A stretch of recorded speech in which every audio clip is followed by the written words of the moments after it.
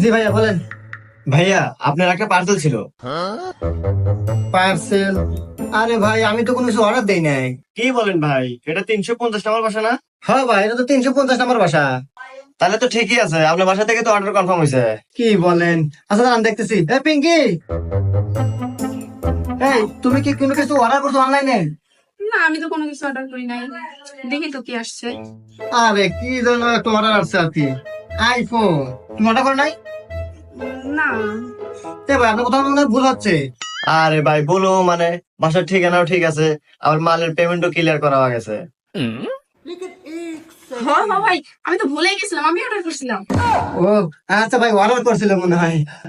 আচ্ছা যাই হোক, আমাকে ডেলিভারি চার্জটা দিয়ে দেন ভাই, আমি চলে যাবো। কয় টাকা ভাই ডেলিভারি চার্জ? ভাই 1000 টাকা।